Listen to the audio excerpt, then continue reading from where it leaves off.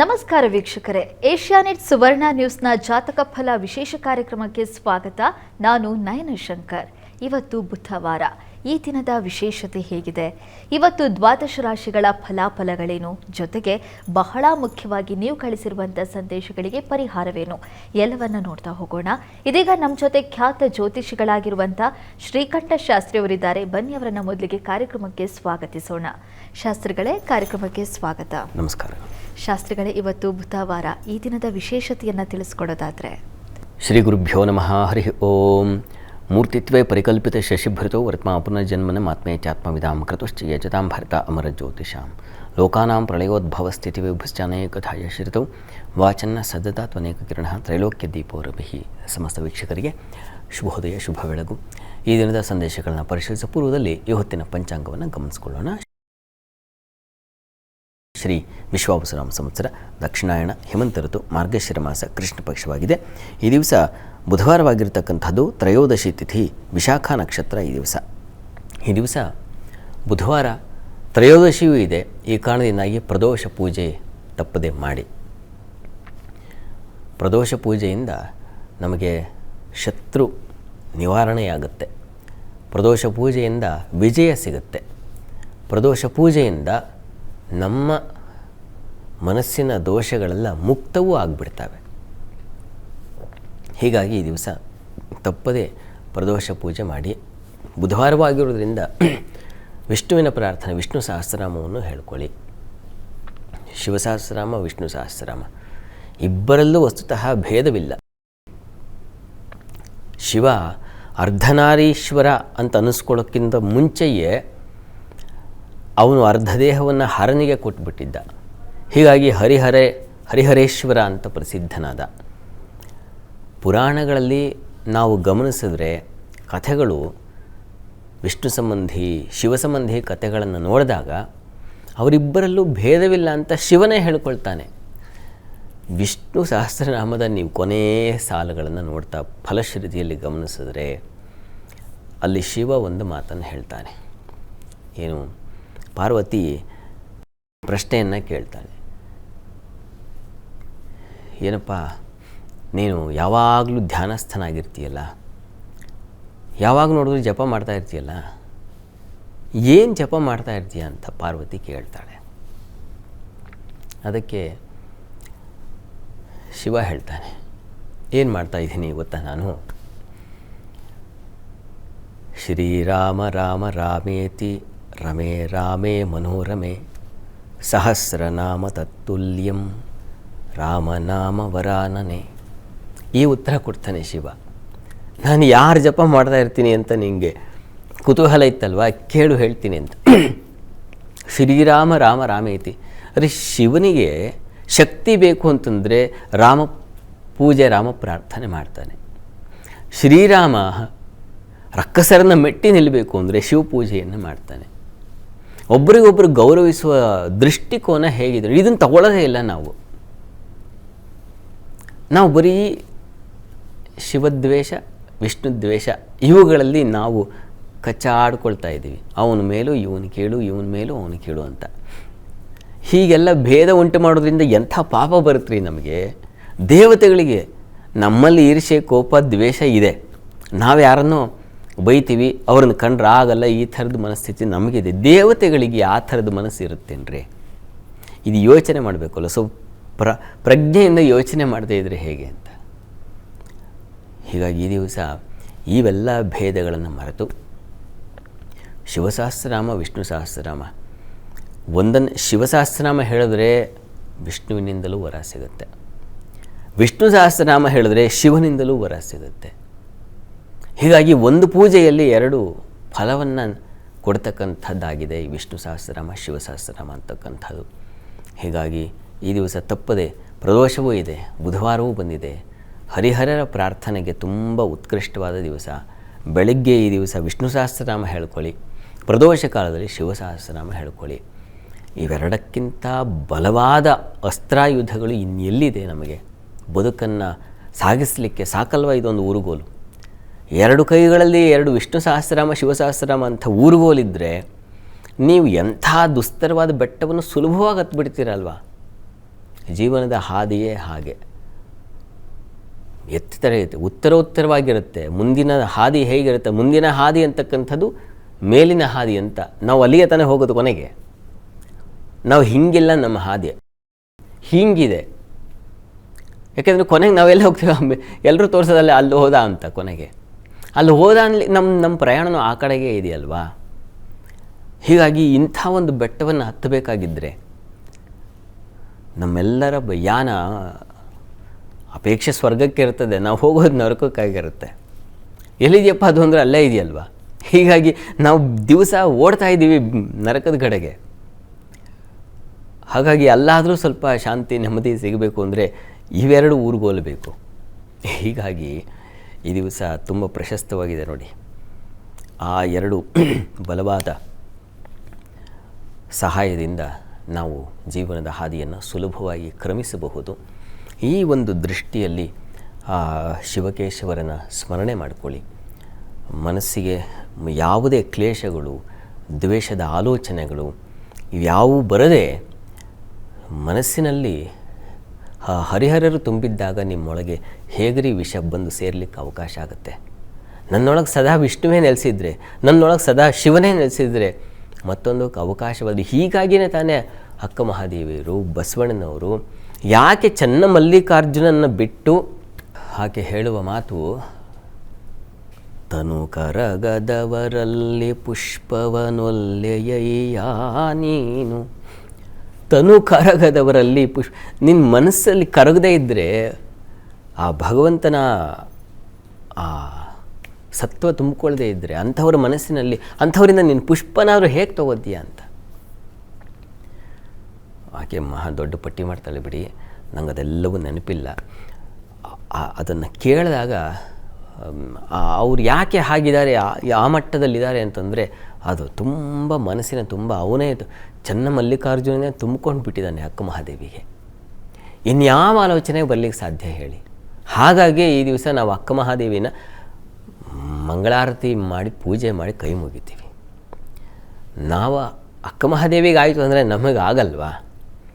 ಆಗುತ್ತೆ. ನಮಗೆ ಈ ದುರಾಲೋಚನೆಗಳೆಲ್ಲ ಹೋಗಬೇಕು. ಅದು ಹೋಗಲಿ ಅಂತಲೇ ಇವೆರಡರ ಆಸರೆ ಬೇಕಾಗುತ್ತೆ.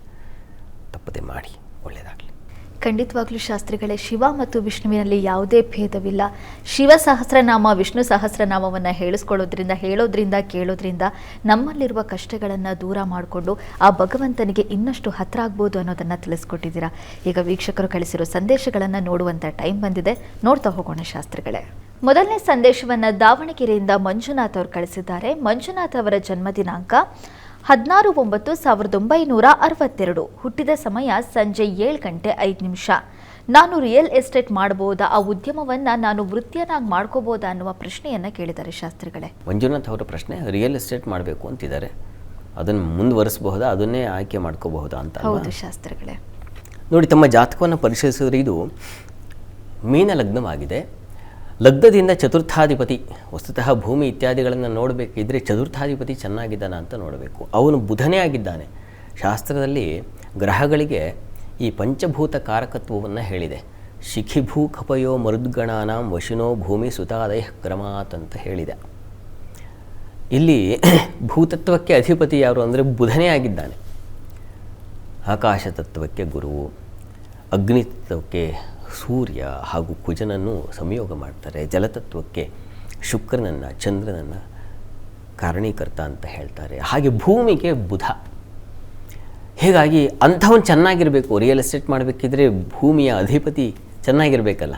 ಆ ಅಧಿಪತಿ ತುಂಬ ಬಲಿಷ್ಠನಾಗಿದ್ದಾನೆ, ಉಚ್ಚಸ್ಥಾನದಲ್ಲಿದ್ದಾನೆ. ನೀವು ಮಾಡಿಪ್ಪ, ಆಗುತ್ತೆ, ಅವಕಾಶ ಆಗುತ್ತೆ ಅನ್ನೋದನ್ನು ಸೂಚಿಸ್ತಾ ಇದೆ. ಈಗ ಪ್ರಸ್ತುತ ನಿಮಗೆ ರಾಹು ದಶೆಯಲ್ಲಿ ಈಗ ನಡೀತಾ ಇರತಕ್ಕಂಥದ್ದು ರವಿ ಭುಕ್ತಿಯೇ ನಡೀತಾ ಇದೆ. ಜನವರಿ ನಂತರ ಚಂದ್ರ ಪ್ರಾರಂಭವಾಗುತ್ತೆ.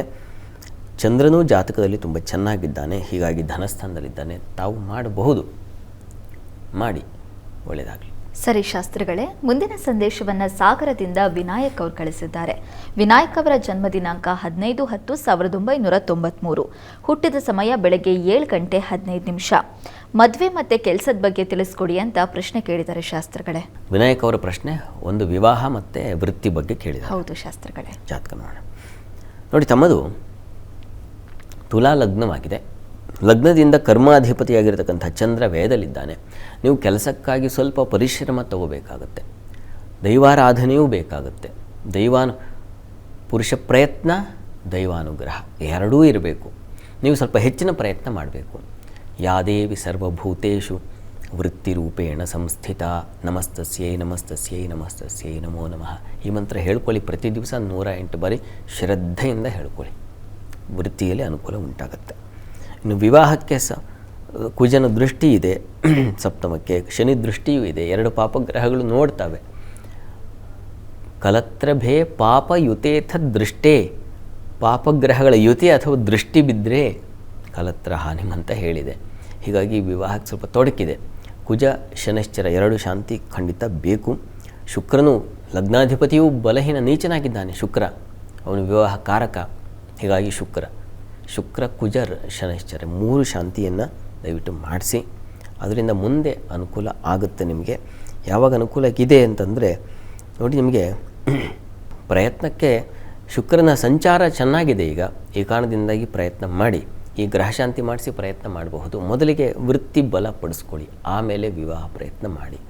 ಆ ಭಗವಂತ ನೀವು ಆರಾಧನೆ ಮಾಡಿ, ಅದರಿಂದ ದೈವ ಕೃಪೆ ಉಂಟಾಗಲಿ ತಮಗೆ. ಆದಷ್ಟು ಬೇಗ ನಿಮ್ಮ ಶೀಘ್ರದಲ್ಲಿ ನಿಮ್ಮ ಮನೋಸಂಕಲ್ಪ ಈಡೇರಲಿ. ಒಳ್ಳೆಯದಾಗಲಿ.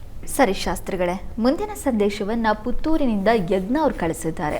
ಯಜ್ಞ ಅವರ ಜನ್ಮ ದಿನಾಂಕ 7/9/2008. ಹುಟ್ಟಿದ ಸಮಯ ರಾತ್ರಿ 10:25.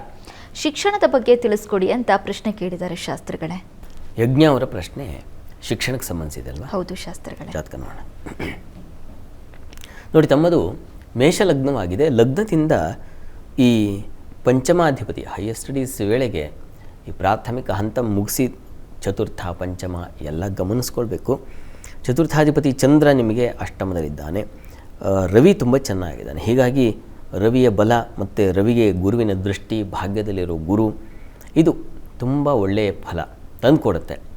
ನೀವು ನೋಡಿ, ರವಿ ತುಂಬ ಚೆನ್ನಾಗಿರೋದ್ರಿಂದಾಗಿ ನವಾಂಶದಲ್ಲಿ ರವಿ ತುಂಬ ಬಲಹೀನನಾಗಿದ್ದಾನೆ. ಬುಧ ನಿಮ್ಮ ಜಾತಕದಲ್ಲಿ ಚೆನ್ನಾಗಿದ್ದಾನೆ. ಗುರು ಕೂಡ ನಿಮ್ಮ ಜಾತಕದಲ್ಲಿ ಪರವಾಗಿಲ್ಲ, ತಕ್ಕ ಮಟ್ಟಿಗೆ ಚೆನ್ನಾಗಿದ್ದಾನೆ. ನೀವು ಟೀಚಿಂಗ್ ಸಂಬಂಧಿಸಿದ ಹಾಗೆ ಪ್ರಯತ್ನ ಮಾಡಬಹುದು. ಮತ್ತು ಮೆಡಿಕಲ್ ಟ್ರೈ ಮಾಡಬಹುದು. ಮಾಡಿ ಮೆಡಿಕಲ್ ರಿಲೇಟೆಡ್ ಆಗಿರ್ತಕ್ಕಂಥ ಯಾವುದೇ ಒಂದು ಸಂಸ್ಥೆ ಅಥವಾ ಯಾವುದೇ ಒಂದು ಕ್ಷೇತ್ರಗಳಲ್ಲಿ ಕೆಲಸ ಮಾಡೋದು ತುಂಬ ಚೆನ್ನಾಗಿದೆ, ಅನುಕೂಲ ಇದೆ. ಮುಂದೆ ನಿಮಗೆ ಈಗ ಈ ನಡೀತಾ ಇರತಕ್ಕಂಥದ್ದು ಶುಕ್ರದಶೆಯಲ್ಲಿ ಶುಕ್ರಭುಕ್ತಿ. ಶುಕ್ರ ನಿಮಗೆ ಬಲಹೀನ. ಈ ಕಾರಣದಿಂದಾಗಿ ಸ್ವಲ್ಪ ಹಿನ್ನಡೆಯು ಉಂಟಾಗ್ಬಿಡಬಹುದು. ಕಾಲವಶಾತ್ ನಮಗೆ ತೊಂದರೆ ಆಗುತ್ತೆ. ಜಾತಕದಲ್ಲೆಲ್ಲ ತುಂಬ ಒಳ್ಳೆಯ ಸ್ಥಾನದಲ್ಲಿ ಗ್ರಹಗಳಿರ್ತವೆ, ಆದರೆ ಆ ಒಳ್ಳೆಯ ಸ್ಥಾನದಲ್ಲಿರೋ ಗ್ರಹದ ಸಮಯ ಇಲ್ಲ ನಮ್ಮಲ್ಲಿ. ಅದು ಕೆಲವರಿಗೆ ದುರಾದೃಷ್ಟ. ನಿಮಗೆ ಹಾಗೆ ಶುಕ್ರ ಶುರುವಾಗಿದೆ, ಶುಕ್ರ ನೀಚನಾಗಿದ್ದಾನೆ. ಏನು ಮಾಡೋದಪ್ಪ?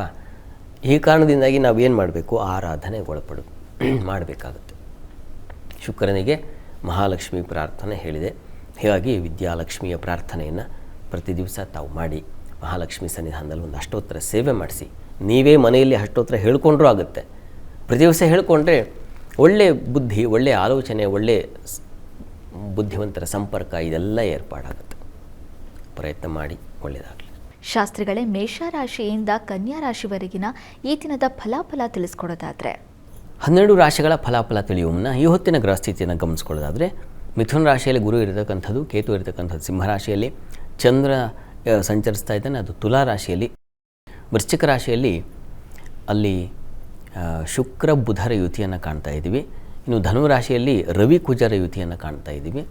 ಇನ್ನು ರಾಹುವಿನ ಜೊತೆಗೆ ದಿವಸ ಮಾಂದ್ಯ ಉದಯ ಆಗಿದೆ, ಅದು ಕುಂಭರಾಶಿಯಲ್ಲಿ. ಮೀನರಾಶಿಯಲ್ಲಿ ಶನೈಶ್ಚರ ಸಂಚರಿಸ್ತಾ ಇದ್ದಾನೆ. ಹೀಗಿರುವಾಗ 12 ರಾಶಿಗಳ ಫಲಾಫಲ ತಿಳಿತಾ ಹೋಗೋಣ. ಮೊದಲಿಗೆ ಮೇಷರಾಶಿ. ಮೇಷರಾಶಿಯವರಿಗೆ ತಂದೆ ಮಕ್ಕಳಲ್ಲಿ ಸ್ವಲ್ಪ ಮನಸ್ತಾಪ, ಭಿನ್ನಾಭಿಪ್ರಾಯ ಇರುತ್ತೆ ಇನ್ನೂ ಸ್ವಲ್ಪ ಕಾಲ. ಹೀಗಾಗಿ ಸ್ವಲ್ಪ ಎಚ್ಚರಿಕೆಯಿಂದ ಇರಿ, ಸಮಾಧಾನವಾಗಿರಿ.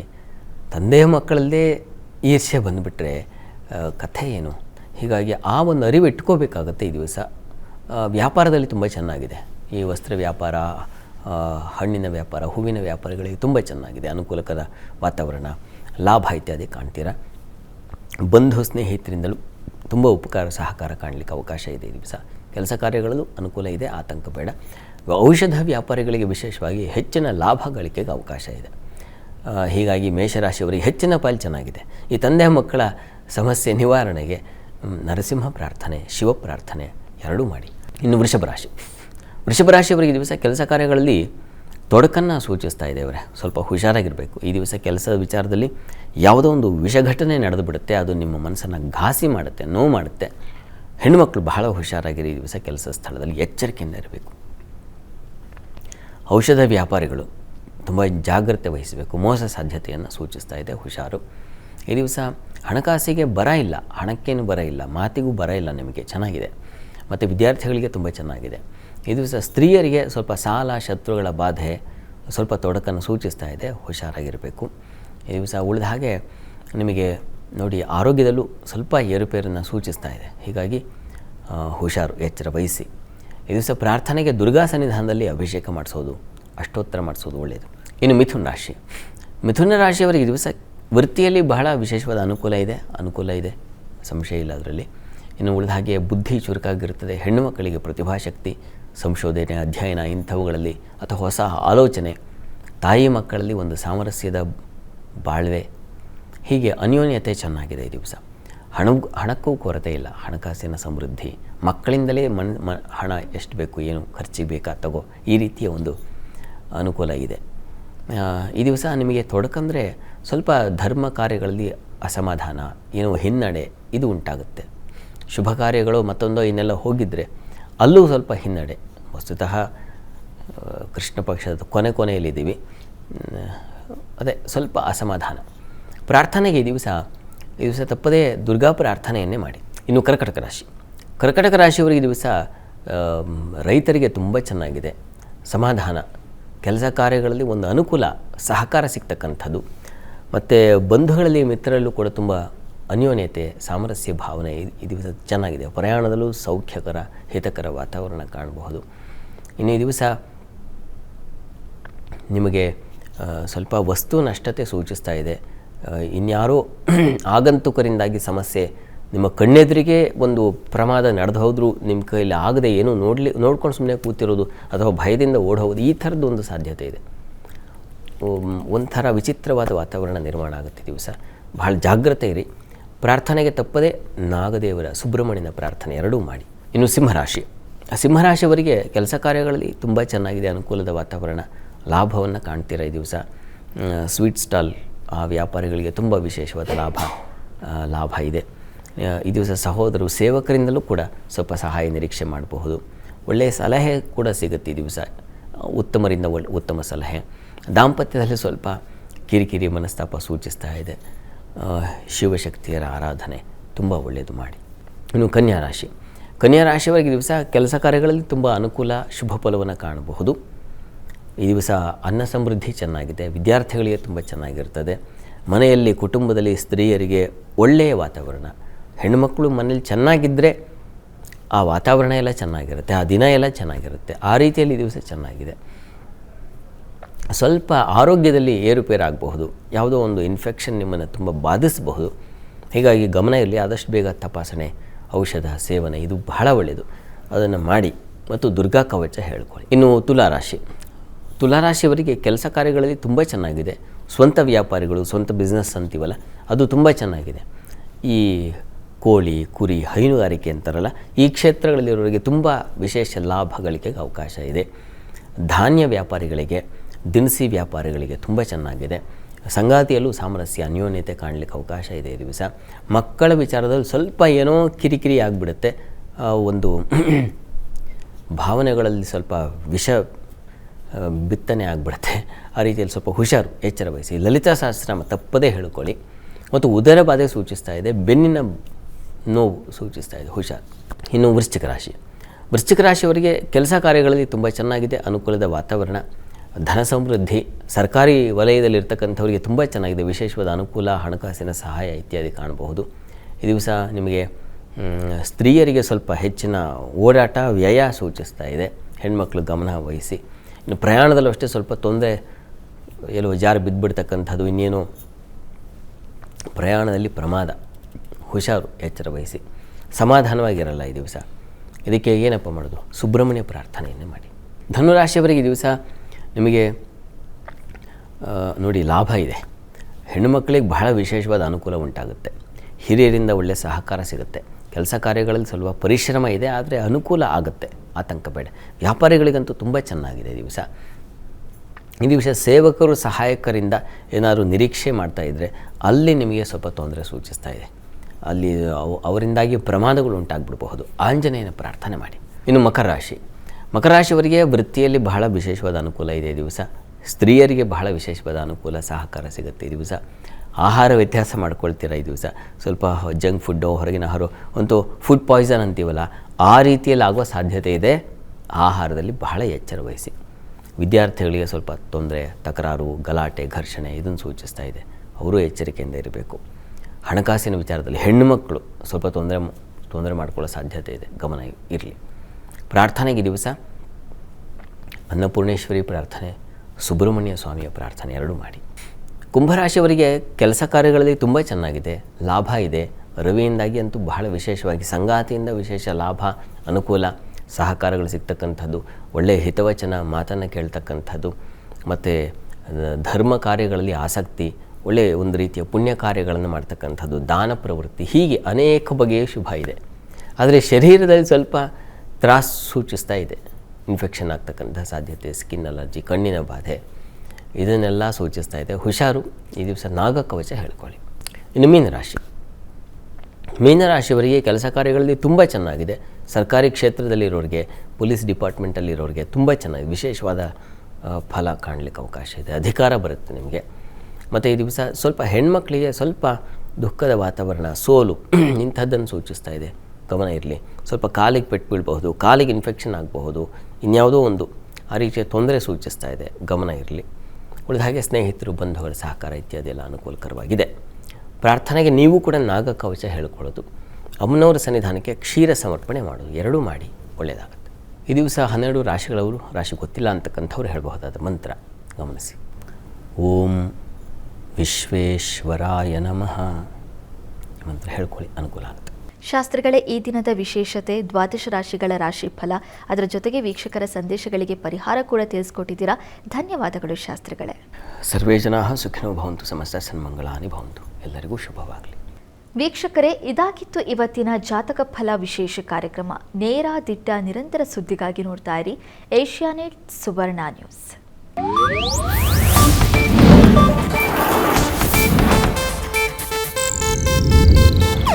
ಇದು ಏಷ್ಯಾನೆಟ್ ನ್ಯೂಸ್ ನೆಟ್ವರ್ಕ್ ಪ್ರಸ್ತುತಿ.